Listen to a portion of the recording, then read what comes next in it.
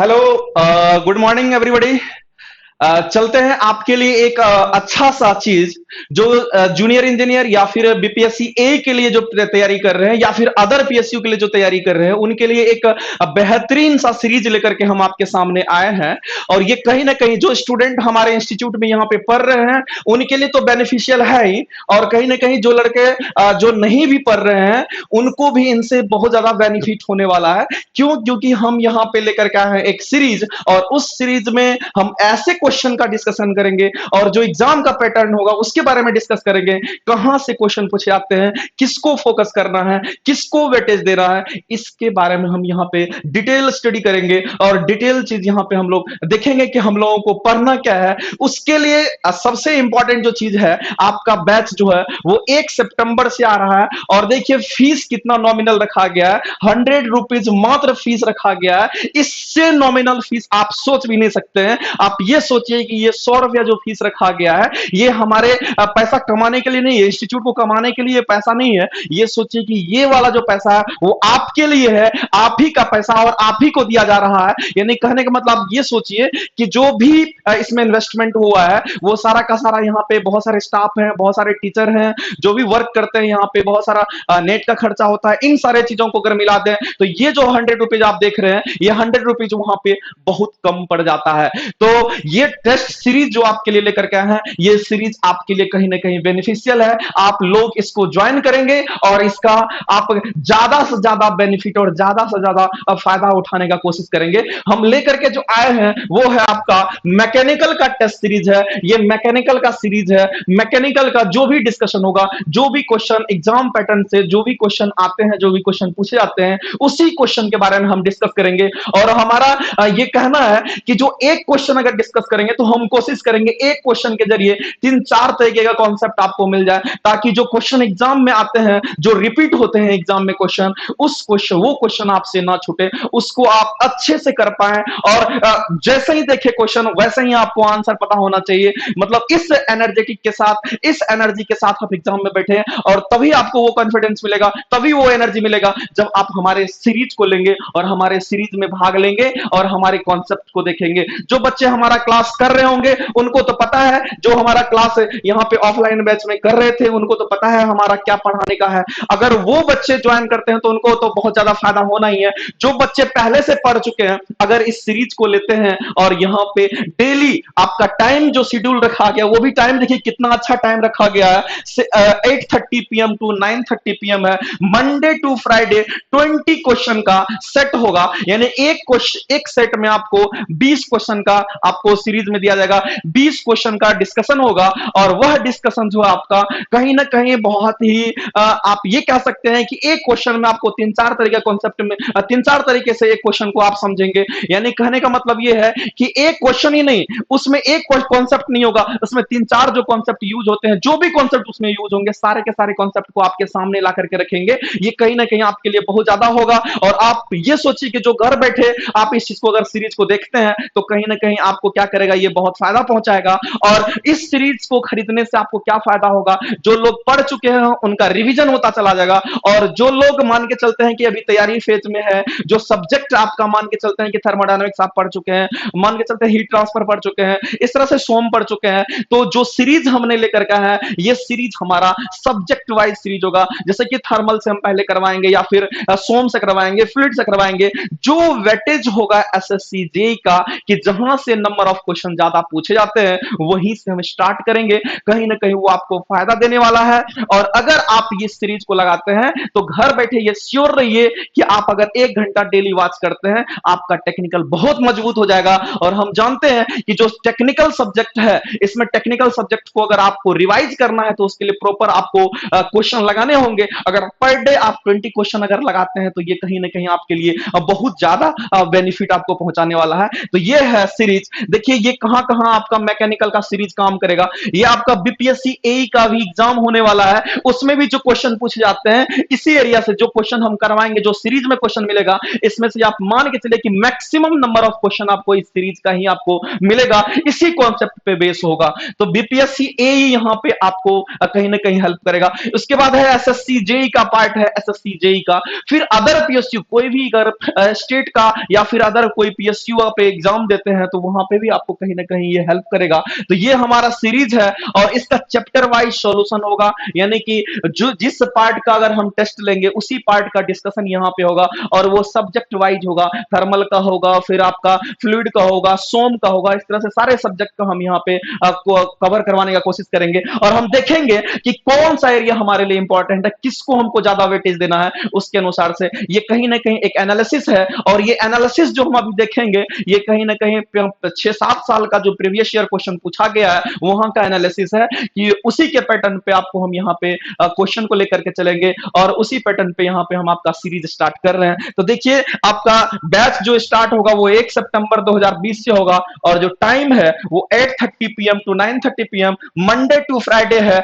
Fees जो है आपका मात्र 100 रुपीज रखा गया है। देखिए इससे नॉमिनल फीस आप सोच नहीं सकते हैं, इसीलिए अब अगर आप टेक्निकल को एंजॉय करना चाहते हैं तो आप टेक्निकल ये सीरीज ज्वाइन करें और टेक्निकल को काफी एंजॉय करें और अपने टेक्निकल को घर बैठे आप घर में है और डेली एक क्लास आप देखें, 1 घंटे का क्लास देखें, आपका टेक्निकल बहुत ही मजबूत हो जाएगा। वहीं से डायरेक्ट क्वेश्चन आपको एग्जाम में देखने को मिल जाएगा। चलते हैं हम लोग बात करते हैं जो एसएससी जेई का जो पैटर्न है, अगर हम उसके ऊपर बात करेंगे तो जो एसएससी जेई का पैटर्न है अगर वहां पे हम लोग चलते हैं तो देखिए ये है आपका एसएससी जेई मैकेनिकल इंजीनियरिंग का है।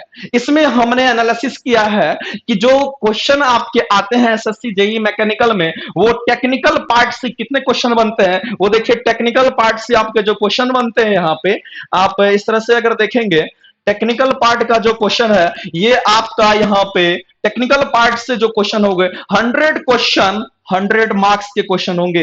100 क्वेश्चन यानी कि 100 मार्क्स के क्वेश्चन होंगे। इसके बाद नॉन टेक्निकल जो एग्जाम नॉन टेक्निकल जो क्वेश्चन पूछे जाएंगे उसमें आपका जीके जीएस का पार्ट होगा। जीके जीएस में 50 क्वेश्चन 50 मार्क्स के होंगे और रीजनिंग भी उसमें पूछा जाता है आपका, उसमें 50 क्वेश्चन 50 मार्क्स के होंगे। तो पहले हम बात कर लेते हैं नॉन टेक्निकल का, क्योंकि मेजर स्टूडेंट जो यहाँ पे अभी पढ़ रहे हैं उनका नॉन टेक बहुत ही अच्छा होता है। हमको लगता है अगर नॉन टेक आपका बहुत अच्छा होगा और टेक्निकल में हमारे सीरीज में अगर आप ज्वाइन करते हैं, हमारे सीरीज को अगर लेते हैं तो ये कहीं ना कहीं आपको आपका जो सक्सेस होगा वो आपको जरूर देगा और आपको अच्छे रैंक लाने में यहाँ पे हेल्प करेगा। तो हम बात करते हैं यहाँ पे नॉन टेक्निकल का। तो जो नॉन टेक्निकल वाला जो पार्ट है इसमें आपका नॉन टेक्निकल वाले पार्ट में इसमें अगर आप जीके जीएस के बारे में बात करें तो ये 50 क्वेश्चन 50 मार्क्स के होंगे और ये 50 क्वेश्चन 50 मार्क्स के जो होंगे ये आप कहीं ना कहीं कोशिश करेंगे जो आपका नॉन टेक वाला पार्ट है उसमें जीके जीएस जैसे कि हिस्ट्री से पूछा जाता है, ज्योग्राफी से पूछा जाता है, आपका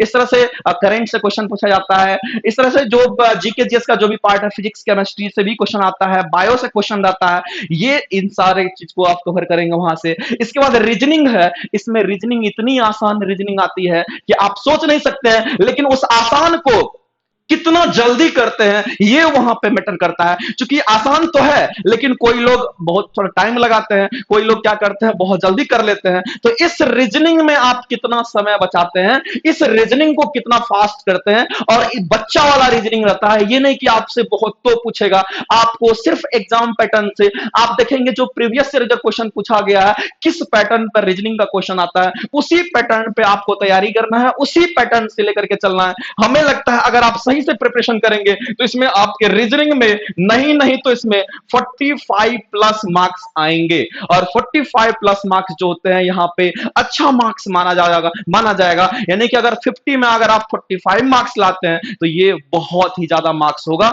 यानी कि इसी हिसाब से अगर हम जीके जीएस के बारे में बात करेंगे, आपका जीके जीएस अगर मान लेते हैं कि आपका एक एवरेज जीके जीएस है, आप जीके जीएस में टॉप नहीं है, आप एवरेज जीके जीएस अगर आपका है, अगर हम जीके जीएस के बारे में बात करेंगे यहां से अगर आप 30-35 मार्क्स भी लाते हैं, यानी कि आप ये कह सकते हैं यहां से अगर आप 30 प्लस मार्क्स लाते हैं, 30 प्लस मार्क्स लाते हैं तो ये जीके जीएस का जो पार्ट है ये कहीं ना कहीं आपके लिए बहुत ज्यादा मार्क्स ही होगा, ये कम मार्क्स नहीं होगा।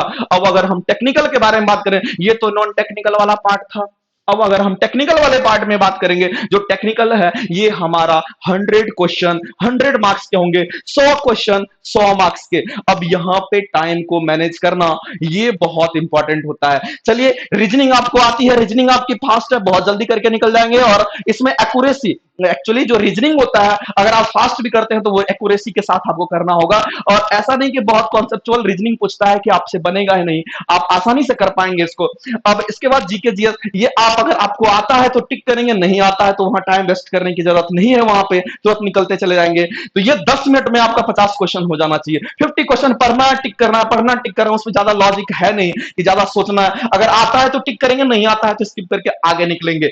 अगर टेक्निकल के बारे में बात करते हैं तो ये मैन मैटर करता है। किसी को आता है, पूरा आता है, लेकिन टाइम मैनेजमेंट नहीं करने के बाद क्या होता है, कभी कभी इसी में सारा समय चला जाता है, बाद बाकी ये चीज हो ही नहीं पाता है। तो आपको ध्यान में रखना है कि टेक्निकल हमें एक स्मार्ट तरीके से करना है, और टेक्निकल हमारा तभी स्मार्ट तरीके से कंप्लीट हो सकता है जब आप सीरीज को लेंगे, नंबर ऑफ क्वेश्चन ज्यादा लगाएंगे। जब एग्जाम में आप बैठेंगे तो आपको दिखे और आप आंसर टिक करें, आपको दिखे और आपको आंसर टिक करें। यानी कि कुछ क्वेश्चन फॉर्मूला बेस्ड क्वेश्चन होंगे, कुछ क्वेश्चन कॉन्सेप्ट बेस्ड होंगे, कुछ क्वेश्चन आपको डायरेक्ट जो एग्जाम में आते हैं वो आपको मिलेंगे यहां से। तो आपका ये चीज इंप्रूव कहां से होगा, ये चीज इंप्रूव होगा आपका इसी सीरीज से। इस सीरीज पे आप विश्वास कीजिए, एक बार हमारे साथ जुड़िए, देखिए आपको कितना ज्यादा फायदा हो यहां से मिलने वाला है। तो ये जो आप टेक्निकल का 100 क्वेश्चन 100 मार्क्स का आप देख रहे हैं, आप ये कहें कि ये जो 100 क्वेश्चन है ये 100 मार्क्स का ये क्वेश्चन है। यानी कहने का मतलब अगर टेक्निकल में अगर हम बात करें कि आपके मार्क्स कितने सेफ मार्क्स होंगे, उसके बारे में अगर हम बात करेंगे तो टेक्निकल में अगर आप 75 प्लस मार्क्स अगर लेकर के आते हैं, इसमें आप 30 प्लस मार्क्स लेकर के आते हैं, इसमें 45 मार्क्स प्लस लेकर के आते हैं, तो 100% श्योर रहिए जो मैकेनिकल वाले बच्चे हैं उनका पीटी होना ही होना है। 100% श्योर रहिए। अगर आपका टारगेट ये रहता है तो इससे मार्क्स आपका बढ़ेगा ही। इसके आधार पर अगर आप तैयारी करेंगे तो कहीं ना कहीं आपका मार्क्स और इंक्रीज करेगा, टेक्निकल और आपका अच्छा हो जाएगा। अगर आप 50 और 75 प्लस मार्क्स लाते हैं तो आपका सिलेक्शन 100% पीटी में कंफर्म होगा। और भी अच्छा तैयारी करेंगे, जितना नंबर ऑफ क्वेश्चन बनाएंगे उतना टेक्निकल और अच्छा चलता चला जाएगा। इसमें यही खासियत है टेक्निकल को अच्छा करने का, नंबर ऑफ क्वेश्चन आपको ज्यादा लगाना होगा अगर एग्जाम में आपको अच्छा स्कोर करना है तो। इसके बाद अगर हम बात करेंगे कि नॉन टेक्निकल वाला पार्ट जो है, इसमें जीके जीएस जो लोग नॉन टेक का, चूंकि सब लोग जितने लोग तैयारी करते हैं एग्जाम के, खास करके जो टेक्निकल फील्ड के होते हैं उनका नॉन टेक, वो लोग नॉन टेक भी पढ़ते रहते हैं, तो हमें लगता है कि जो नॉन टेक वाला पार्ट है, जीके जीएस वाला पार्ट है, ये आपका कवर हो जाएगा। वही आपका physics, chemistry, math, history, geography, bio से और फिर करंट से क्वेश्चन यहां पे बन करके आता है। और रीजनिंग आपका बच्चा वाला होता है, यहां पे आप स्कोर कर सकते हैं। ये बात जो है, जो भी जेई का तैयारी यहां पे कर रहे हैं उनका ये पार्ट बहुत मजबूत है, हमने देखा अपनी आंखों से, उनका ये पार्ट बहुत मजबूत होता है। वो लैट कहां से करते हैं, वो लैट यहां करते हैं, और वो 100 क्वेश्चन 100 मार्क्स, या तो टाइम खराब कर लेते हैं या तो क्वेश्चन ज्यादा नहीं बना पाते हैं, इस तरह के कॉन्सेप्ट में वहां पे फंस जाते हैं, यहां पे वो अपना टाइम कंज्यूम कर देते हैं, जिसके हिसाब से उनका क्या होता है, वो एसएससी जेई का जो प्री का जो सिलेक्शन है वो वहां पे रुक जाता है। तो इसी को इंप्रूव करना ये इंपॉर्टेंट है। इसको इंप्रूव कर लिए कहानी खत्म है, इसको इंप्रूव कीजिए,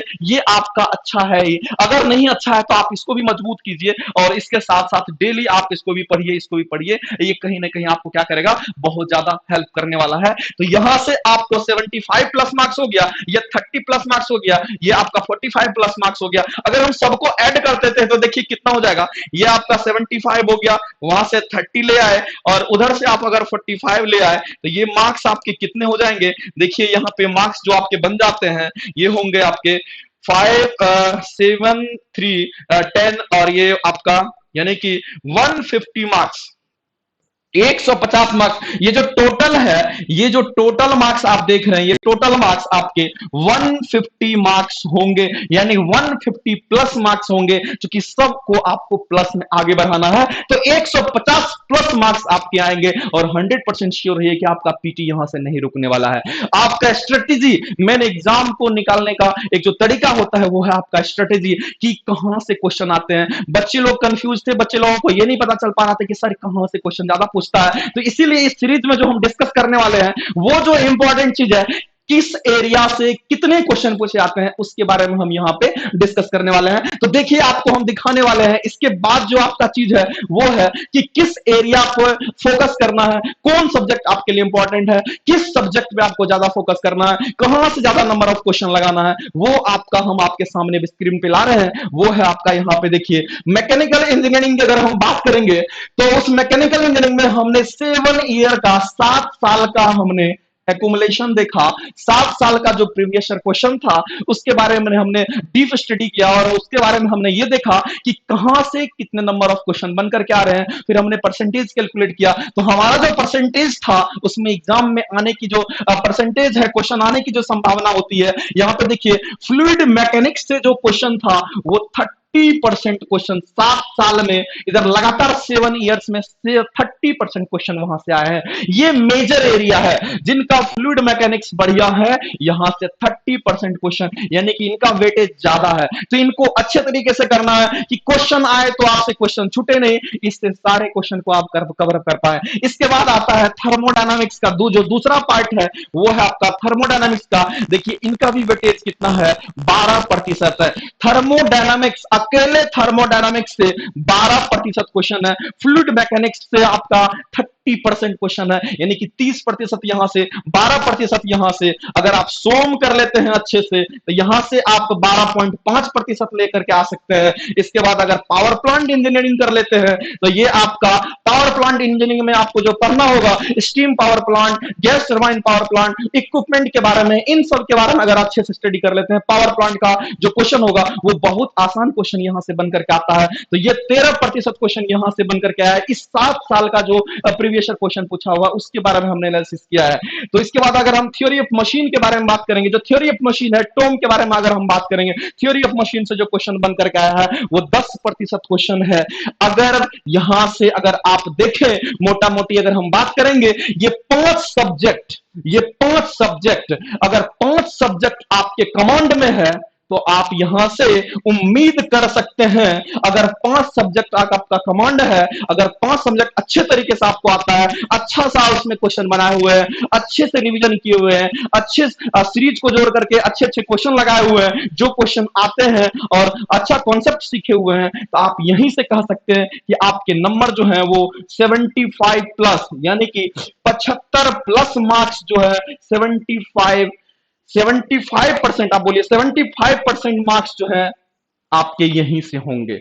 70 से आप ऐसे बोलिए, नहीं तो इसको 70 टू 75 मार्क्स जो है 70 टू 75% जो है क्वेश्चन यहीं से आएंगे। आपको यह ध्यान में रखना है 70 टू 75% जो क्वेश्चन आएंगे वो इसी एरिया से आएंगे, इन्हीं 5 सब्जेक्ट से आएंगे। ये मेरा मानना है, ये मेरा एनालिसिस है। हमने ये देखा कि 7 साल में यहीं से क्वेश्चन ज्यादातर बन करके आते हैं। तो आपका है फ्लूइड मैकेनिक्स जिसमें 30% क्वेश्चन बहुत ही ज्यादा मेजर रोल अदा करता है। इसके बाद है आपका थर्मोडायनामिक्स, इससे 12% है। सोम से स्ट्रेंथ ऑफ मटेरियल से जो क्वेश्चन है वो 12.5% है।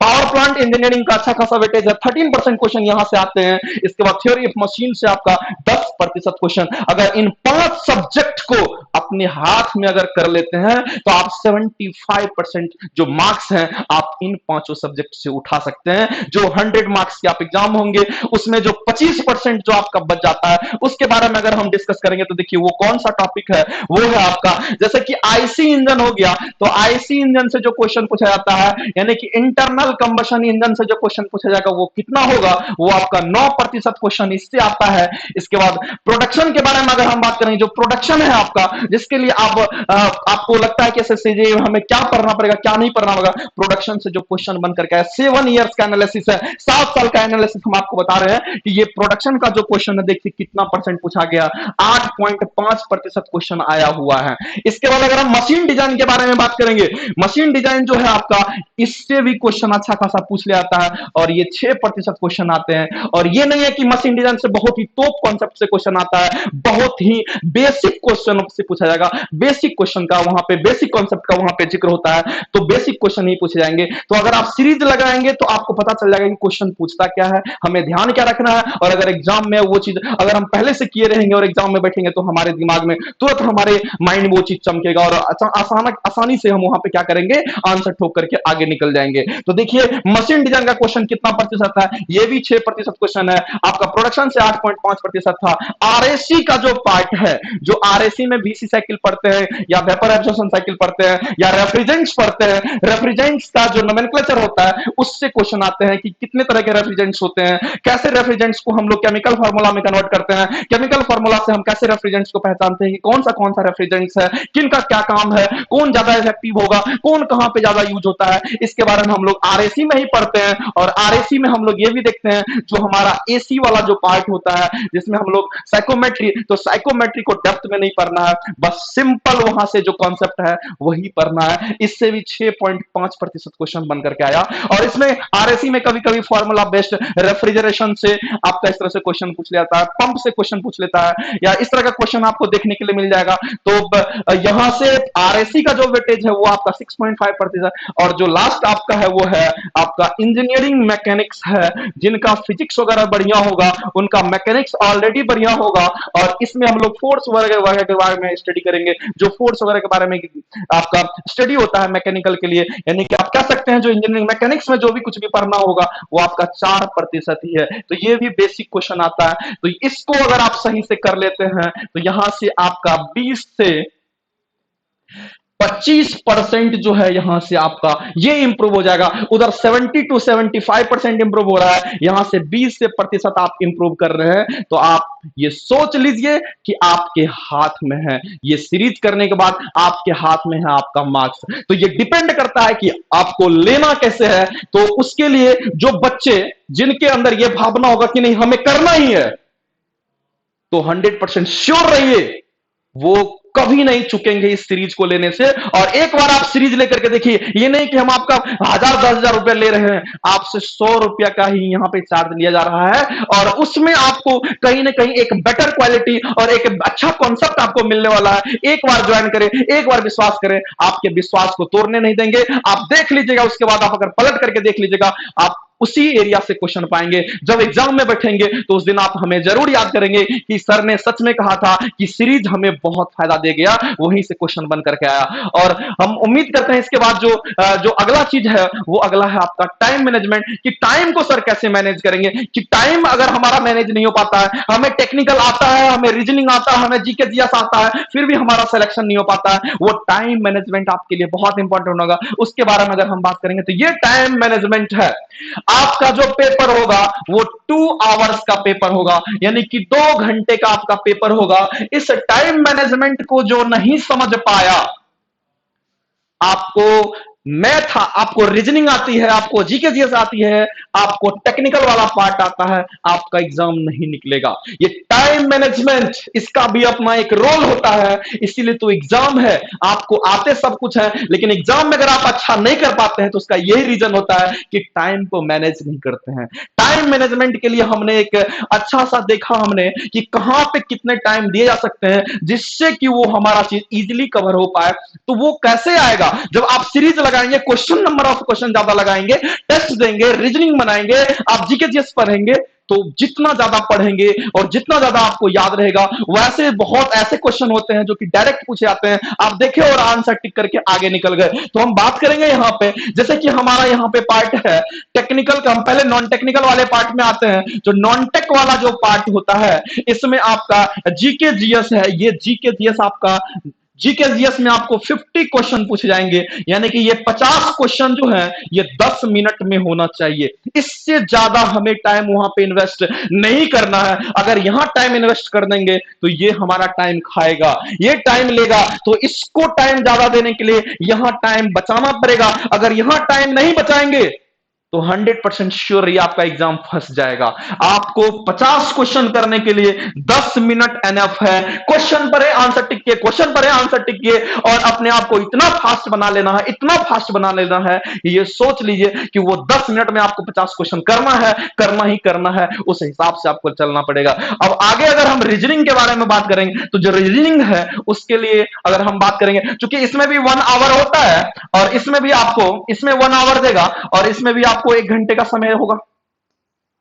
तो 1 घंटे को कैसे बांटेंगे? अगर हम इसमें 10 मिनट दिए, अगर हम यहाँ पे 10 मिनट दिए, और अगर हम समय बचाएंगे तभी तो हम इसमें ज्यादा दे पाएंगे। अगर हम 10 मिनट में 10 को कर लेते हैं, तो जो रीजनिंग है ये आपका 40 मिनट इसमें एनफ है। हमने 40 मिनट ज्यादा दे दिया है। आधा घंटा में बहुत बच्चे ऐसे होंगे जो कि आधे आधे घंटे में रीजनिंग 50 क्वेश्चन देख पाएंगे। लेकिन अगर हम 40 क्वेश्चन भी दे देते हैं, 40 मिनट्स भी दे देते हैं, अगर 40 मिनट भी रीजनिंग में दे देते हैं, तो यहां से आपके 45 मार्क्स बन करके 45 प्लस मार्क्स बन करके आ जाएंगे। तो आप ये 40 मिनट को देखिए, ये 10 मिनट को देखिए, तो दोनों मिलकर के कितना हो गया? ये आपका 50 मिनट हो गया। यहां से 50 मिनट के बारे में बात की, आपका 50 मिनट हो गया। अब अगर हम बात करेंगे, ये 50 मिनट का हो गया, ये 50 मिनट का। अगर हम बात करेंगे, यहां पे 1 घंटा था, अब अगर हमारा समय यहां पे कितना बच गया? अगर हम 50 मिनट यहां पे हमारा 50 मिनट चला गया, अगर 10 मिनट भी अगर हम बचा लिए वहां से, तो इसमें अगर 10 मिनट ऐड करेंगे तो यहां पे ऑलरेडी 60 मिनट का था, और हम अगर 10 मिनट इसमें जोड़ देते तो ये हमारा 1 आवर से ज्यादा 1 मिनट 10 मिनट 1 घंटा और 10 मिनट का वो चीज हो जाएगा। यानी कि 70 मिनट टेक्निकल का 100 क्वेश्चन देखने के लिए एनफ है, जब आप सीरीज लगा लेंगे। नहीं, अगर आप सीरीज नहीं लगाएंगे तो आपके लिए 70 मिनट क्या, आपको 100 मिनट 200 मिनट भी देगा तो फिर भी आपसे नहीं बनेगा। क्योंकि उसमें टाइम मैनेज नहीं कर पाएंगे, क्वेश्चन को पढ़ेंगे, सोच नहीं पाएंगे। और अगर आप देखिएगा कि अगर आप सीरीज बना करके रखेंगे, क्वेश्चन नंबर ऑफ क्वेश्चन ज्यादा लगा कर रखेंगे, एग्जाम में बैठेंगे तुरंत दिमाग में क्लिक करेगा, एक क्वेश्चन टिक करेंगे, दूसरा क्वेश्चन पाएंगे, तो उस आपकी जो सोच है वो ज्यादा फास्ट काम करेगी। अगर आप टेक्निकल में अगर आप सीरीज नहीं लगाए रहेंगे, आप टेस्ट नहीं दिए रहेंगे, आप डायरेक्ट एग्जाम में बैठेंगे, आपको बहुत नॉलेज है, फिर भी आपसे एग्जाम नहीं निकलेगा। क्यों? क्योंकि आप कम समय में ज्यादा क्वेश्चन नहीं लगा सकते हैं। तो कम समय में ज्यादा एक्यूरेसी के साथ ज्यादा नंबर ऑफ क्वेश्चन लगाना है, तो यही फंडा अपनाना पड़ेगा कि हमें 70 मिनट में यहां पे जो 100 क्वेश्चन होंगे सारे को अच्छे से करके 75 प्लस मार्क्स एक्यूरेसी के साथ हमें लाना ही लाना है। अगर हम बात करेंगे यहां पे जो क्वेश्चन पूछे जाते हैं आपके एग्जाम में एसएससी जेई के, हम बीपीएससी एई के बारे में भी बात करेंगे, पहले हम एसएससी जेई को फोकस कर लेते हैं। तो जो एसएससी जेई में जो क्वेश्चन पूछे जाते हैं वो किस लेवल के क्वेश्चन पूछे जाते हैं? सर हम किस तरह से तैयारी करेंगे, कौन से क्वेश्चन को हम समझेंगे कि कहां से क्वेश्चन बन करके आते हैं, इसके बारे में हम आपको डीप स्टडी और कुछ क्वेश्चन के जरिए हम आपको बताना चाहेंगे कि देखिए क्वेश्चन में क्या रहता है और आंसर क्या करना है। आपको विदाउट सोचे हुए आंसर ही नहीं करना है, पहले क्वेश्चन पढ़ना है, क्वेश्चन पढ़ने के बाद तुरंत दिमाग में चमकना चाहिए, ये कॉन्सेप्ट तो सर ने हमें सिखाया है, तुरंत उसका आंसर टिक करके आगे निकलना है। तो चलते हैं हम लोग बात करते हैं, जो नेक्स्ट है वो है आपका यहां पे नेक्स्ट है आपका क्वेश्चन जो हम लोग देखते हैं, ये है आपका क्वेश्चन आपके सामने। देखिए जो क्वेश्चन है, ये क्वेश्चन कहीं ना कहीं आपका एसएससी जेई, आपका बीपीएससी एई, जेपीएससी में, स्टेट में जो भी क्वेश्चन हमें आपको दिखा रहे हैं यहाँ पे, सेम ऐसे ही क्वेश्चन पूछ जाएंगे। इसमें कुछ टॉप क्वेश्चन नहीं आने वाला है, कुछ फॉर्मूला बेस्ड क्वेश्चन होंगे जो कि आपको फॉर्मूला कमांड रखना पड़ेगा, और हमें उम्मीद है कि आप अच्छे से कर पाएंगे। तो कुछ क्वेश्चन है यहाँ पे जिसके बारे में हम यहाँ पे डिस्कस करेंगे, फिर हम थोड़ा सा आपके बारे में उसके बारे में शेयर करेंगे, सीरीज के बारे में। फिर आपके जो आपका जो आज का दिन होगा, ये आज का जो डेमो का दिन होगा ये आपका खत्म होगा, लेकिन आपको फोकस करना है कि हमें सीरीज लेना है तो लेना है, एक बार सर पे बिलीव करके देखना है, और आप एक बार बिलीव कीजिए, 100% श्योर रहिए कि आपको हम काफी इंप्रूव देंगे, काफी आपके अंदर इंप्रूव दे देंगे। यानी कि आपको बहुत सारा कॉन्सेप्ट क्वेश्चन के जरिए हम सिखा देंगे। बहुत लोग ऐसे होंगे जो 2 साल पहले पढ़ चुके होंगे हमसे, और अगर वो पढ़ेंगे तो उनका फिर से रिवीजन होगा, उनका फिर से वो कॉन्सेप्ट डेवलप होगा। पढ़ाई कभी खराब नहीं जाता है। आप 100-200 रुपया ऐसे ही फेंक देते हैं, 100 रुपया महीने का है, आप 100 रुपया महीना अपने पढ़ाई पर नहीं दे सकते हैं, इससे बड़ा चीज क्या हो सकता है? जो लोग 100 रुपया के लिए सोचेंगे, वो सोचिए दुनिया में वो अपने लाइफ में कुछ अच्छा नहीं सोच सकते हैं। आप अपने आप को समझिए कि कि हमें करना है तो करना है, वो हमारे लिए कुछ नहीं है। आप 100 रुपया ऐसे ही खा पी करके फेंक देते होंगे, उस 100 रुपया सेव करके हमारे सीरीज को ज्वाइन कीजिए और यहां से अपने आप यानी अपने आप को अच्छा बनाने के लिए, अपने आप को ऊपर ले जाने के लिए इस सीरीज को स्टार्ट कीजिए। यहां से एक स्टैंडर्ड वे और एक आपको स्मार्ट तरीका दिखाया जाएगा कि क्वेश्चन को कैसे समझेंगे, क्वेश्चन को कैसे सॉल्व करेंगे। तो चलते हैं, जो क्वेश्चन हमारे एग्जाम में पूछे जाते हैं, बारी बारी से कुछ क्वेश्चन है उसके बारे में हम यहाँ पे डिस्कस कर देते हैं। तो देखिएगा इसमें कितने तरह के कॉन्सेप्ट छुपे रहते हैं कि अगर एक क्वेश्चन पूछा जाएगा तो उसमें 3-4 कॉन्सेप्ट हमारा वहां पे छुपा रहता है, उसी 3-4 कॉन्सेप्ट पे क्वेश्चन पूछ लिया जाता है। तो हमारे सामने यहाँ पे देखिए एक क्वेश्चन है, यहाँ पे पहला क्वेश्चन हमने लिया है। ये क्वेश्चन आपका जो पूछा हुआ है, इसमें ये बोला है कि when water at 0 degree centigrade, बोल रहा है कि जो वाटर है वो आपका 0 डिग्री सेंटीग्रेड इज हीटेड। बोला है कि जो वाटर है उसको हम 0 डिग्री सेंटीग्रेड से हीट करना शुरू करते हैं, यानी कि उसमें हम हीट सप्लाई करना शुरू करते हैं, तो जाहिर सी बात है उसकी टेम्परेचर क्या होगी, बढ़ेगी। तो टेम्परेचर बढ़ेगा तो बताइए उसका जो स्पेसिफिक वॉल्यूम होगा, यहां पे टर्म है स्पेसिफिक वॉल्यूम। स्पेसिफिक वॉल्यूम बहुत लोगों को तो लग रहा होगा कि ये स्पेसिफिक वॉल्यूम क्या होता है, वॉल्यूम तो समझते हैं, स्पेसिफिक वॉल्यूम क्या होता है। तो हम आपको बता दें कि जो स्पेसिफिक वॉल्यूम होता है, अगर वॉल्यूम में मास से डिवाइड कर देंगे तो वही स्पेसिफिक वॉल्यूम बन जाता है। अगर इंथैल्पी में स्पेसिफिक आपको स्पेसिफिक इंथैल्पी बनाना होगा, उसमें मास से डिवाइड कर देंगे तो वो भी स्पेसिफिक इंथैल्पी दे देगा। एंट्रोपी है, उसमें मास से डिवाइड कर देंगे तो वही स्पेसिफिक एंट्रोपी बन जाता है। तो जैसे यहां पे स्पेसिफिक वॉल्यूम के बारे में अगर हम बात करेंगे तो जो स्पेसिफिक वॉल्यूम होता है उसके लिए अगर हम वॉल्यूम में अगर हम मास से डिवाइड कर देंगे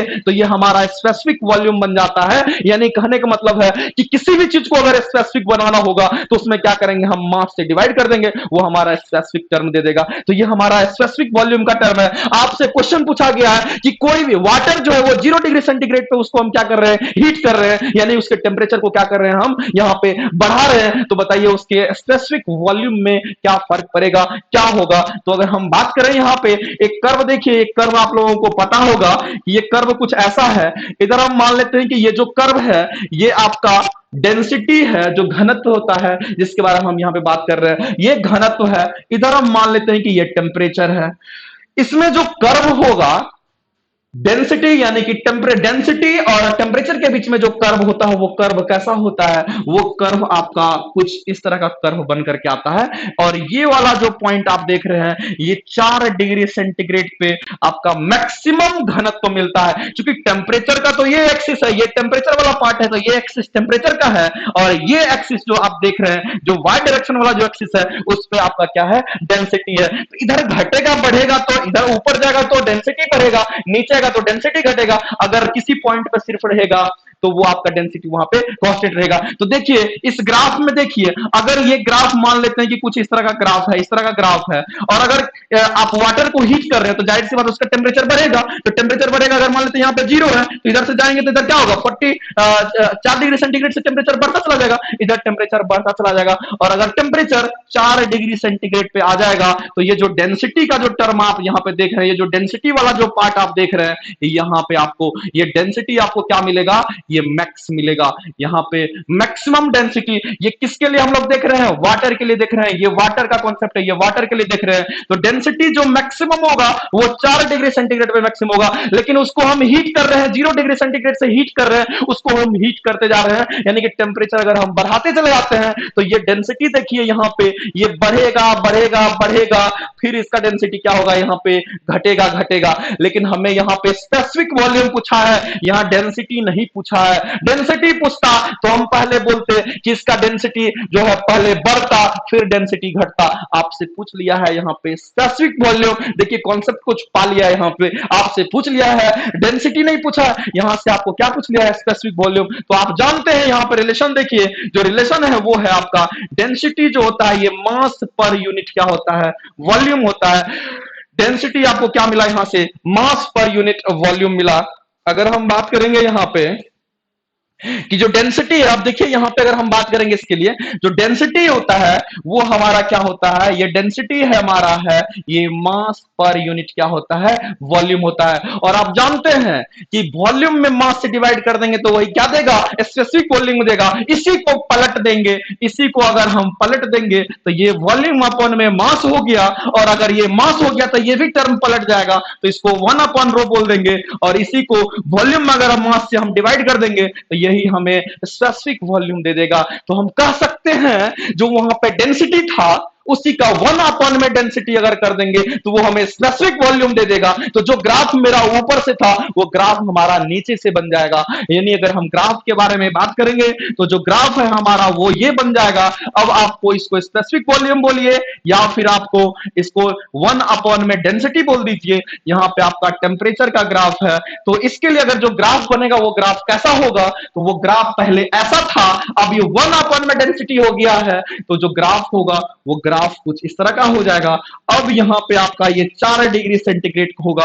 अब अगर टेम्परेचर बढ़ा रहे हैं वाटर के लिए, टेम्परेचर बढ़ा रहे हैं तो ये आप टेम्परेचर को 0 डिग्री सेंटीग्रेड से हीट कर रहे हैं, तो आप देख पा रहे हैं कि जो इसका स्पेसिफिक वॉल्यूम है ये स्पेसिफिक वॉल्यूम को बताता है, ये टर्म स्पेसिफिक वॉल्यूम का है, ये भी स्पेसिफिक वॉल्यूम बन गया है। 1 में डेंसिटी क्या होता है यहाँ पे स्पेसिफिक वॉल्यूम को बता रहा है। तो देखिए स्पेसिफिक वॉल्यूम अगर टेम्परेचर बढ़ा रहे हैं तो ये टर्म यहाँ पे इस तरह से घट रहा है, फिर ये क्या हो रहा है, बढ़ रहा है। तो हम आंसर ठीक सीधे सीधे कहेंगे। तो वाटर को 0 डिग्री सेंटीग्रेड से हीट कर रहे हैं तो स्पेसिफिक वॉल्यूम पूछ रहा है, तो स्पेसिफिक वॉल्यूम को पहले डिफाइन करेंगे वो होता क्या चीज है, और डेंसिटी वाला चीज हम जानते थे, तो वहीं से ग्राफ को क्या किया, हम पलट दिए। तो हम देख पा रहे हैं जैसे जैसे टेम्परेचर को बढ़ा रहे हैं, जैसे जैसे हम हीट कर रहे हैं 0 डिग्री सेंटीग्रेड से हम टेम्परेचर को बढ़ा रहे हैं, तो टेम्परेचर अगर बढ़ेगा तो इसका जो स्पेसिफिक वॉल्यूम होगा वो घटेगा, और फिर स्पेसिफिक वॉल्यूम किसी पॉइंट पे यहां पे आएगा, वहां पे 4 डिग्री सेंटीग्रेड पे स्पेसिफिक वॉल्यूम क्या होगा, यहाँ पे मिनिमम मिलेगा। और अगर 4 डिग्री सेंटीग्रेड से अगर हम फिर से बढ़ाते हैं टेम्परेचर को तो हमारा फिर से क्या होगा, स्पेसिफिक वॉल्यूम बढ़ेगा वाटर का। यानी कह सकते हैं हम अगर वाटर को 0 डिग्री सेंटीग्रेड से अगर हीट करते हैं तो जो स्पेसिफिक वॉल्यूम होगा वो हमारा क्या होगा, अगर पहले घटेगा फिर हमारा क्या होगा, मिनिमम हो जाएगा, फिर हमारा बढ़ेगा। तो जो ऑप्शन है वहां देखिए कि फर्स्ट इंक्रीजेस देन डिक्रीजेस, पहले बोल रहा है इंक्रीज कर रहा है, देखिए इंक्रीज नहीं कर रहा है, यहाँ डिक्रीज कर रहा है, तो ये ऑप्शन होना नहीं, इस ऑप्शन को पहले एलिमिनेट कर दीजिए। उसके बाद है यहाँ पे दूसरा इंक्रीज स्टेडली, बोल रहा है कि ये बढ़ता ही चला जा रहा है, तो क्या इसमें बढ़ता हुआ नजर आ रहा है, टेम्परेचर बढ़ रहा है तो क्या ये चीज बढ़ रहा है, बढ़ता तो कहीं ना कहीं ऊपर बढ़ता, तो इस हिसाब से बढ़ता है, लेकिन वैसा कुछ हो नहीं रहा है। इसमें बोल रहा है कि इंक्रीज स्टेडली, तो इंक्रीज तो कर नहीं रहा है, स्पेसिफिक वॉल्यूम बढ़ नहीं रहा है। अब हम लोग देखेंगे first decreases then increases, yes यही चीज आपको पकड़ना था कि पहले वो डिक्रीज करेगा और फिर मिनिमम 4 डिग्री सेंटीग्रेड पे स्पेसिफिक वॉल्यूम होगा और फिर वो इंक्रीज करेगा। तो ये हमारा आंसर है, ये हमारा आंसर है। इसके बाद हमारा डिक्रीज स्टेबिलिटी, इसको देखना भी नहीं है, आंसर को टिक करके आगे निकल जाना है। तो ये क्वेश्चन, तो देखिए क्वेश्चन क्या है, इसको घनत्व से भी रिलेट करके देखें, इसको स्पेसिफिक वॉल्यूम से रिलेट करके देखें कि अगर स्पेसिफिक वॉल्यूम बोल देता है, अगर यहीं पे हीटेड नहीं यहां पे बोल देता, अगर मान लेते हैं कि 40 डिग्री सेंटीग्रेड पे कोई आपका इस तरह से वाटर है, अगर उसको उसका टेम्परेचर घटा करके हम 0 डिग्री सेंटीग्रेड कर रहे हैं तो बताइए उस केस में क्या होता। तो उस केस में आप देखते उसका स्पेसिफिक वॉल्यूम, आप उसके टेम्परेचर को घटा रहे होते, तो हम कहते उस केस में भी हम कहते कि इस केस में हमारा क्या होता, फिर घटता, फिर हमारा इस तरह से यहाँ पे क्या होता, डेंसिटी उसका क्या होता, जो स्पेसिफिक वॉल्यूम था वो हमारा क्या होता यहाँ पे बढ़ता। तो इस तरह से हम आंसर करेंगे, उल्टा दे सीधा दे, कॉन्सेप्ट पता है आसानी से आंसर कर सकते हैं। तो आपको एक चीज यहाँ पे समझ में आया होगा कि डेंसिटी और टेम्परेचर के बीच में जो ग्राफ होता है वो आपको पता चला होगा वाटर के लिए। और दूसरा चीज स्पेसिफिक वॉल्यूम, यानी कि स्पेसिफिक कोई टर्म कैसे होता है, अगर मास से अगर डिवाइड कर देंगे वॉल्यूम में तो वो स्पेसिफिक बन जाता है। तो जो स्पेसिफिक वॉल्यूम होगा वही हमारा 1 में क्या होता है, डेंसिटी होता है। तो ये पहला क्वेश्चन था। देखिए क्वेश्चन अगर समझ में आ गया तो कैसा भी क्वेश्चन देगा आप आंसर वहां से कर करके आ जाएंगे। नेक्स्ट क्वेश्चन देखिए, अगला क्वेश्चन देखिए, बहुत ही ब्यूटीफुल क्वेश्चन है, ये आपका थर्मोडायनामिक्स का क्वेश्चन है। इतना अच्छा कॉन्सेप्ट है आप सोच भी नहीं सकते हैं, बहुत ही बेहतरीन कॉन्सेप्ट है। अगर इस क्वेश्चन को, अगर इस कॉन्सेप्ट को समझ लेंगे तो यहां से हम ये कहना चाहते हैं, इस एरिया से नहीं तो 4-5 तरीके के क्वेश्चन बन करके आते हैं। आपको बनाना है इस क्वेश्चन को कैसे, देखिए क्वेश्चन आपको गिवन है, वर्क डन, पहला ही पॉइंट लिखा हुआ है, work done in a free expansion process. आपसे पूछ रहा है कि जब फ्री एक्सपेंशन का प्रोसेस होगा तो बताइए उस केस में वर्क डन क्या होगा। तो फ्री एक्सपेंशन को समझना है तो थोड़ा सा कॉन्सेप्ट को देखते हैं, फिर इसको हम यूटिलाइज करेंगे तो हम इस पे कौन कौन से तरीके का आंसर कर पाएंगे। और जो हमारा फ्री एक्सपेंशन प्रोसेस है, क्या ये रिवर्सिबल है, क्या ये इरिवर्सिबल प्रोसेस है, उसके बारे में हम यहां पे स्टडी करेंगे। रिवर्सिबल होता क्या है, इरिवर्सिबल होता क्या है, उसके बारे में हम यहां पे जानने का कोशिश करेंगे। तो जो देखिए यहां पे फ्री एक्सपेंशन की अगर हम बात करेंगे, मान लेते हैं कि हमारे पास यहां पे इस तरह का एक कंटेनर है और इसमें हम क्या मान करते हैं, इसके बाहर इस तरह से इसको इंसुलेट कर दिया गया है। ये इंसुलेशन, इसके ऊपर हैवी इंसुलेशन कर दिया गया है। ये इस तरह से इसके ऊपर हैवी इंसुलेशन कर दिया गया है। ये आपका इंसुलेशन कर दिया गया है, ये इसके ऊपर हैवी इंसुलेशन कर दिया गया है। और आप जानते हैं अगर किसी भी चीज को इंसुलेट कर देते हैं, हैवी इंसुलेट कर देते हैं, तो उससे हीट ट्रांसफर क्या हो जाता है, जीरो हो जाता है। वो उससे हीट ट्रांसफर कहीं भी बाहर नहीं जाएगा। हम मान लेते हैं कि ये जो कंटेनर है, ये कंटेनर जो है हमारा, इस पूरे कंटेनर को हम एक सिस्टम मान लेते हैं। जब आप मेरा सीधे तौर पे अगर सारा चीज को अगर देखेंगे, बेसिक से जो क्वेश्चन हम आपका स्टार्ट करेंगे, तो ये सिस्टम वगैरह सब कुछ आपको समझ में आ जाएगा। तो देखिए एक कंटेनर था, इस कंटेनर को हमने क्या मान लिया, ये कंटेनर हमारे लिए एक सिस्टम है, उसको हमने एक सिस्टम मान लिया। और इसके बीच में हम क्या किए, एक दीवार डाल दिए हैं। यहाँ पे हम क्या कर दिए हैं, एक दीवार डाल दिए हैं। और ये जो दीवार है यहाँ पे आप कह सकते हैं कि ये दीवार में यहाँ पे इस तरह से होल है, यहाँ पे होल कर दिए हैं। पहले होल नहीं, इस तरह से आप ऐसे समझिए, नहीं तो इस दीवार के बारे में अगर हम बात करेंगे तो ये जो पार्ट है यहाँ पे, इसको यहां से एलिमिनेट करते हैं। अब देखिए इसके ऊपर अगर हम बात करेंगे, जो क्वेश्चन था, ये क्वेश्चन आपका ये वाला क्वेश्चन है।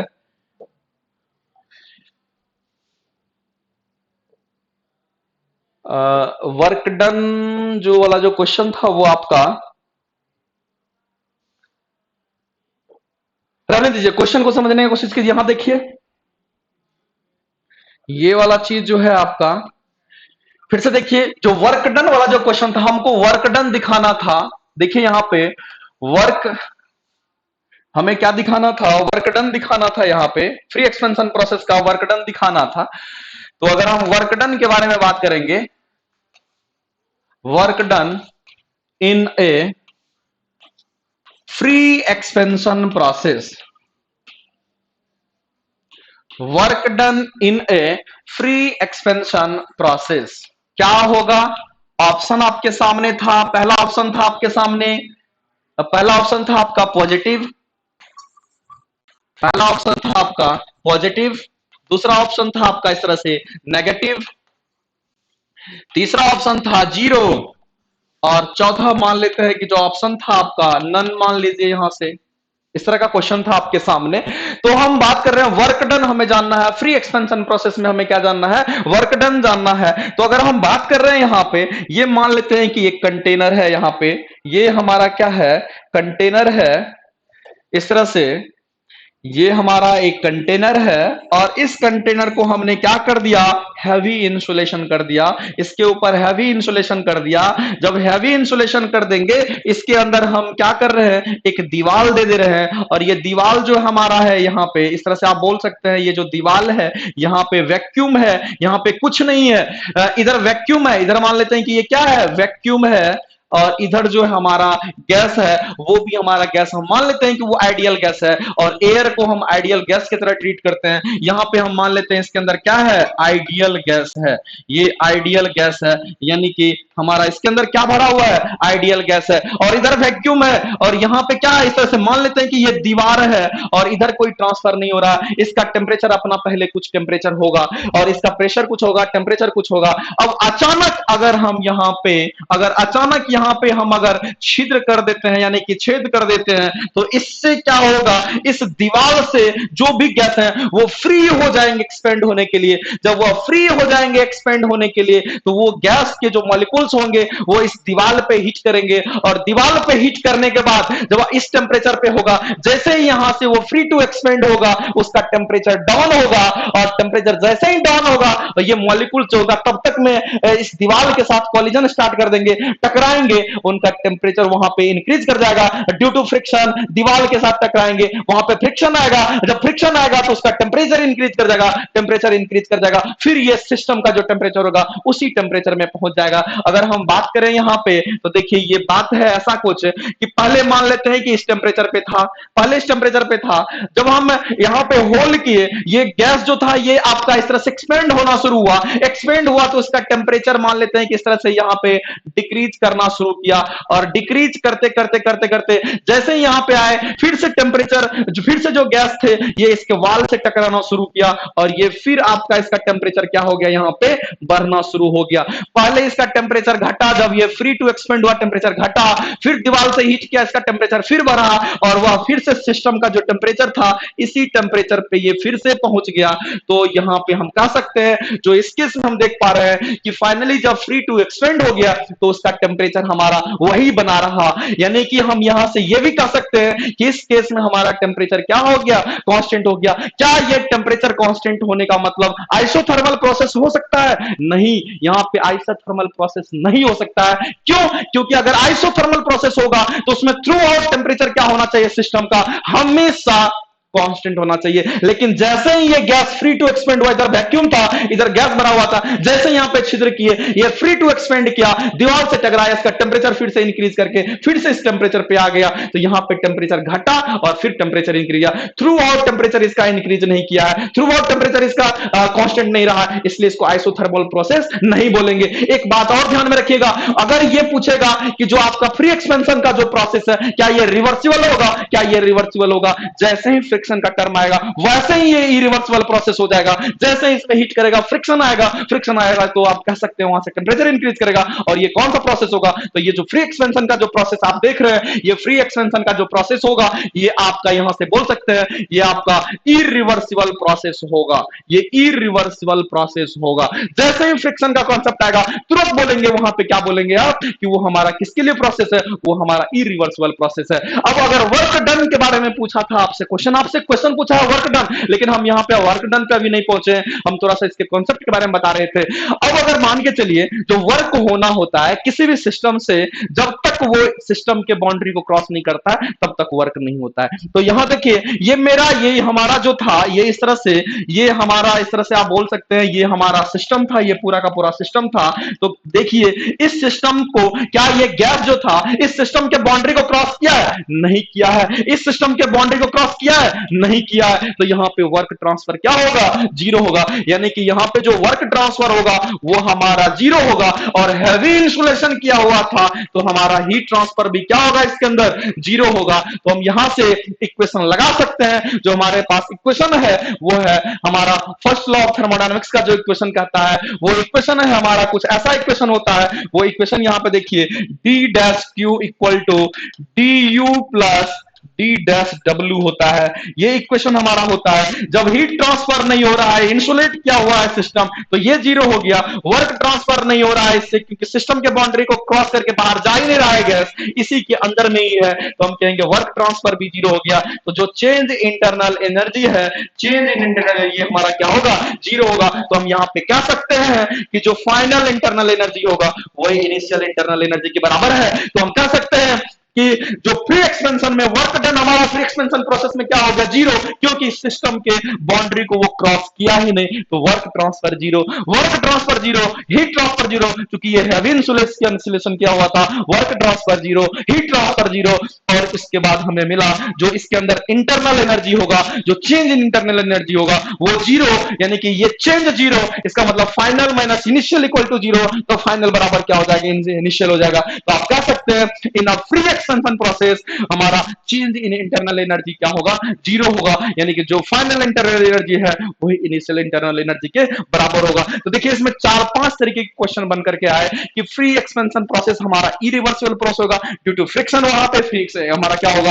आप कह सकते हैं इरिवर्सिबल प्रोसेस होगा। दूसरा हम ये कह सकते हैं जो फ्री एक्सपेंशन प्रोसेस है हमारा, उसमें वर्क ट्रांसफर जीरो होगा, उसमें हीट ट्रांसफर जीरो होगा, उसमें चेंज इन इंटरनल एनर्जी क्या होगा? जीरो होगा। यहां पे ध्यान रखना है ये वर्क ट्रांसफर जीरो, ये हीट ट्रांसफर जीरो, वहां पे चेंज इन इंटरनल एनर्जी हमारा क्या होगा, जीरो होगा। तो चेंज का मतलब होता है final minus initial equal to zero, तो फाइनल इक्वल टू क्या हो जाएगा, वहां पे इनिशियल हो जाएगा। जो इंटरनल एनर्जी पहले का था वही इंटरनल एनर्जी बाद का होगा। एक और इंपॉर्टेंट चीज यहाँ पे हम लोगों ने ये सीखा कि इसकी जो टेम्परेचर होगी वो पहले जैसे फ्री टू एक्सपेंड करेगा उसका टेम्परेचर घटेगा, फिर दीवार से हीट करेगा फिर टेम्परेचर बढ़ जाएगा, तो इसका टेम्परेचर थ्रू आउट कांस्टेंट नहीं रहेगा। इसीलिए हमारा इसीलिए हमारा ये क्या होगा, आइसोथर्मल प्रोसेस नहीं होगा, क्योंकि आइसोथर्मल प्रोसेस में हमारा टेम्परेचर क्या होता है, थ्रू आउट सिस्टम का टेम्परेचर क्या होना चाहिए, कांस्टेंट होना चाहिए, तभी वो हमारा आइसोथर्मल प्रोसेस होगा। तो ये हमारा नेक्स्ट क्वेश्चन था।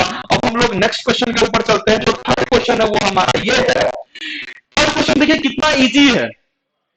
हमने इससे पहले जो फ्री एक्सपेंशन वाला कॉन्सेप्ट सीखा, फ्री एक्सपेंशन पे 4-5 तरीके के कॉन्सेप्ट मिले, वहां से उतने तरीके के क्वेश्चन बन करके आए हुए हैं, वही क्वेश्चन पूछे जाते हैं। उसको पॉइंट में ध्यान में रखेंगे और जैसे ही आप क्लास करेंगे तो कुछ कुछ चीज हम वहां पे नोट कराते चले जाएंगे। और अगर आप इसको सही वे में क्लास करते हैं तो आपका रिविजन भी होता चला जाएगा और आप कहीं ना कहीं एक अच्छा स्कोर करने का कोशिश करेंगे। आपका बहुत अच्छा, अगर सीरीज अगर सही से अगर आप सारा सीरीज को अगर सही से वॉच करते हैं, सही से सीरीज में टेस्ट देते हैं, तो आपको कहीं ना कहीं इसका बहुत ज्यादा बेनिफिट होने देखने को मिलेगा।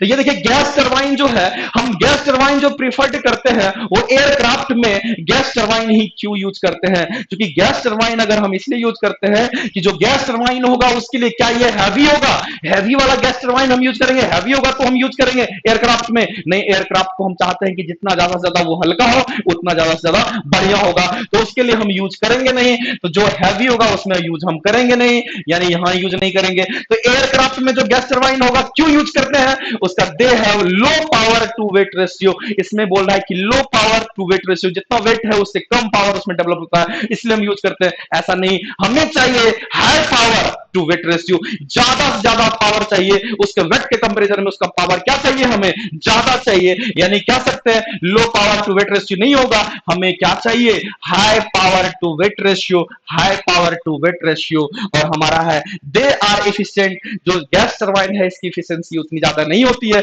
इसकी एफिशिएंसी, अगर गैस टरबाइन की एफिशिएंसी अगर आपको ध्यान में रखना होगा तो एक क्वेश्चन यहां से भी बन जाएगा। जो गैस टरबाइन की एफिशिएंसी होगी ये 22 to 27% होता है, इतने ही होते हैं। गैस टरबाइन की एफिशिएंसी ज्यादा नहीं होती है, इसलिए हम यूज नहीं करते। हम लोग इसलिए यूज करते हैं कि high power to weight ratio, high power to weight ratio, weight के कंपैरिजन में ये बहुत ज्यादा पावर डिलीवर करता है, इसीलिए हम लोग गैस टरबाइन को यूज करते हैं एयरक्राफ्ट के अंदर। एयरक्राफ्ट के अंदर जो है हम गैस टरबाइन को यूज करते हैं, इसलिए तो हमारा आंसर यहां से देख करके टिक करेंगे और आगे निकल जाएंगे।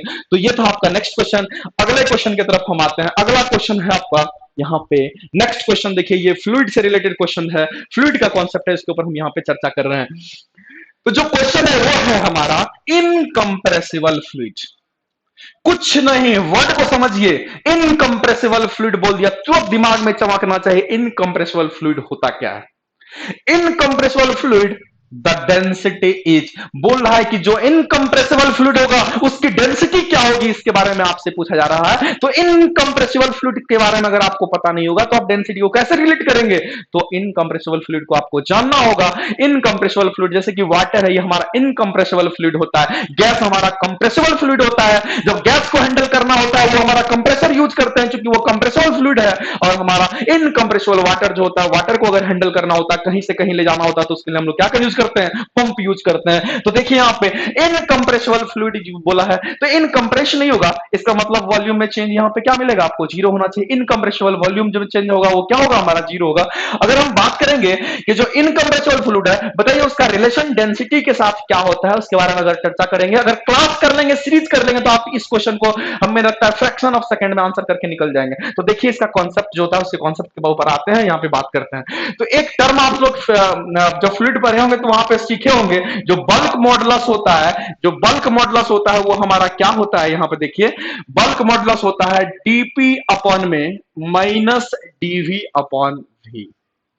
और एक टर्म और आप सीखे होंगे कि जो कंप्रेसिबिलिटी होता है ये हमारा 1 अपन में क्या होता है, बल्क मॉडुलस होता है। कंप्रेसिबिलिटी जो होता है 1 अपन में बल्क मॉडुलस होता है वो डीपी अपन में माइनस डीवी अपन वी होता है। ये दो फॉर्मूला आप फ्लूइड में पढ़े होंगे, यहीं से हम रिलेट करते हैं। आप जानते हैं कि जो डेंसिटी होता है ये मास पर यूनिट क्या होता है, वॉल्यूम होता है। अगर हम ऐसा बोले कि density into volume equal to mass, और ये हमारा कांस्टेंट होगा क्योंकि मास हमारा उसके लिए क्या होगा, कांस्टेंट होगा। वेरी कहां करेगा, ये हमारा डेंसिटी और वॉल्यूम में वेरी करेगा। तो इसको हम क्या करते हैं, पार्शियली डेरिवेट कर देते हैं। तो rho DV plus v d rho equal to zero, चूंकि कांस्टेंट को डिफरेंशिएशन करेंगे तो वो जीरो रहेगा। इसको पार्शियली एक बार इसको कीजिए, एक बार इसको कर दीजिए डिफरेंशिएट इस तरह से, तो वो हमारा जीरो होगा। इसको अगर हम यहां से देखेंगे तो ये रो डीवी जो होगा ये माइनस वी डी रो हो जाएगा। यहां से अगर हम देखेंगे तो ये डीवी अपॉन में अगर माइनस वी लिखते हैं तो ये हमारा हो जाएगा डी रो अपॉन में क्या हो जाएगा, रो हो जाएगा। तो हमें एक रिलेशन मिल गया घनत्व का, एक रिलेशन हमें डेंसिटी का मिल गया, डी रो में अपन में रो, डी माइनस डीवी अपन में क्या मिल गया, यहाँ पे भी मिल गया। तो ये वाला टर्म हमें मिल गया यहां से। अगर हम बात करेंगे कंप्रेसिबिलिटी के बारे में बात करेंगे, देखिए यहां पे तो ये हमारा बीटा कंप्रेसिबिलिटी, चूंकि इनकंप्रेसिबल फ्लूइड है तो बीटा हमारा जीरो, तो हम कह सकते हैं यहां पे जीरो इक्वल टू 1/k है। तो k हमें कितना निकल करके आया, ये हमारा k वाला टर्म है। अगर k के बारे में हम बात करेंगे तो देखिए ये dp अपन में इतना वाला टर्म को हम लिख देते हैं। तो ये हमारा जो k वाला टर्म होगा, अगर हम इसको लिखते हैं यहाँ पे, ये अगर हम k है तो देखिए यहाँ पे क्या हो जाएगा, k को देखिए यहाँ पे अगर लिखेंगे, इसी टर्म को अगर हम यहाँ पे लिखेंगे तो ये हमारा क्या होगा, ये dp, और यहाँ पे इसको हम क्या लिखेंगे, ये वाला टर्म लिखेंगे तो ये डी रो अपन में क्या हो जाएगा, रो हो जाएगा। तो हम इसको क्या लिख सकते हैं, हम इसको सीधे वे में लिख सकते हैं। यहाँ पे ये हमारा हो जाएगा, अगर ऊपर ले जाएंगे तो ये हमारा डीपी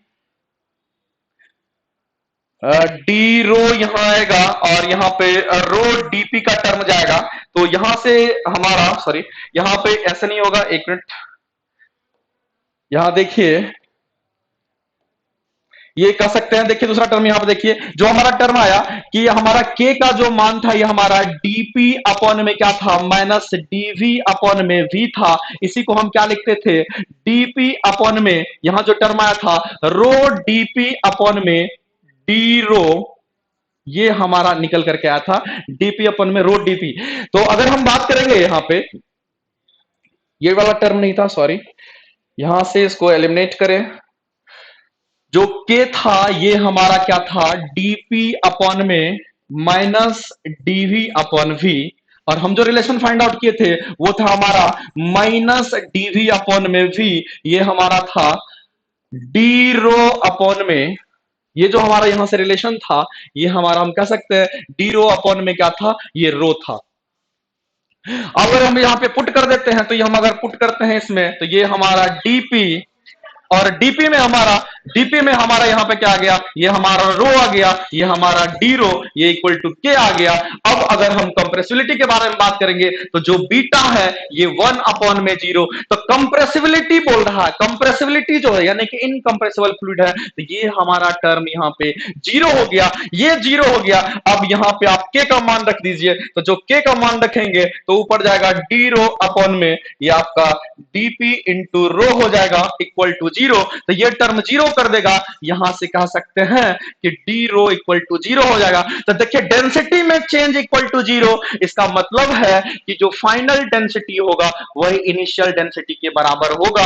फाइनल डेंसिटी किसके बराबर होगा, इनिशियल डेंसिटी। तो हम कह सकते हैं हमारा डेंसिटी क्या हुआ, यहां से कांस्टेंट हुआ। इसमें आंसर कुछ नहीं, खोज करके रिमेंस कांस्टेंट होगा। हमारा डेंसिटी क्या होगा, वो रिमेंस कांस्टेंट यानी ये होगा। आंसर टिक करके तुरंत निकल जाएंगे। तो आज के बाद याद रखेंगे इनकंप्रेसिबल फ्लूइड के लिए जो डेंसिटी होता है वो हमारा रिमेंस कांस्टेंट होता है। कहां से आया है उसी का एनालिसिस हम यहां पे देख रहे थे। नेक्स्ट क्वेश्चन देखिए, आपका जो नेक्स्ट क्वेश्चन है, एक लास्ट क्वेश्चन है आपका कि मेजर लॉस के बारे में बात करेंगे। Major loss of energy in a power plant में जो मेजर लॉस होगा वो कहां होता है, तो वो हमारा सबसे ज्यादा कहां पे होता है, कंडेंसर के अंदर होता है। तो थोड़ा सा हम यहाँ पे चर्चा करते हैं। जो पावर प्लांट का जो कुछ इस तरह का ये टरबाइन होता है, इसमें यहाँ पे गैस को हम यहां से, ये आप बोल सकते हैं कि यहाँ पे बॉयलर होता है, ये बॉयलर वाला पार्ट होता है, और यहां से हम गैस को टरबाइन के ऊपर गिराते हैं। यहाँ कंडेंसर लगा रहता है, ये कंडेंसर वाला पार्ट होता है, और यहाँ पे हम फिर क्या करते हैं, यहाँ पे पंप लगा रहता है। ये पंप है इस तरह का हमारा, ये रफ फिगर है, ये इसका जनरल फिगर रफ फिगर है। अगर कोई भी साइकिल अगर इस तरह से क्लॉकवाइज रोटेशन करता है तो ये हमेशा पावर को क्या करेगा, प्रोड्यूस करता है। पावर प्रोड्यूसिंग डिवाइस होता है। क्लॉकवाइज साइकिल होगा तो पावर प्रोड्यूस करेगा, और जब पावर प्रोड्यूस करेगा तो हमेशा वहां एफिशिएंसी कैलकुलेट करेंगे, तो इस टर्म में हमेशा क्या मिलता है, एफिशिएंसी मिलता है। तो ये हमारा पार्ट है कंडेंसर का। तो इसमें क्या करते हैं, या बॉयलर में हीट करके इतना ज्यादा खर्चा करके हम क्या करते हैं, स्टीम बनाते हैं। उस स्टीम को हम यहाँ पे टरबाइन के ऊपर यूज करते हैं, और टरबाइन से हमारा पावर डेवलप हो जाता है। यहाँ पे हमारा पावर डेवलप हो जाता है शाफ्ट के ऊपर, और आगे जनरेटर लगा रहता है, और इससे जो भी थोड़ा बहुत स्टीम बच जाता है उसको क्या करते हैं, कंडेंस करते हैं, उसको फिर से पानी बनाते हैं, फिर हम उसको ले जाते हैं। इतना ज्यादा खर्चा करके उस स्टीम को कंडेंसर में लाते हैं, और फिर वहां पे हम उसको पानी बना देते हैं, फिर हम पंप के थ्रू उसको बॉयलर के अंदर डालते हैं। तो यहाँ सबसे ज्यादा लॉस होता है। तो मेजर लॉस जो एनर्जी का होगा, वो मेजर लॉस जो एनर्जी का होगा पावर प्लांट में, वो कहां होता है, तो कंडेंसर के अंदर होता है। आंसर टिक करेंगे और आ जाएंगे। तो मेरा यही कहना था, ये जो मेरा सीरीज है इसको परचेज कीजिए सब लोग। 100 रुपया मिनिमम फीस रखा गया है,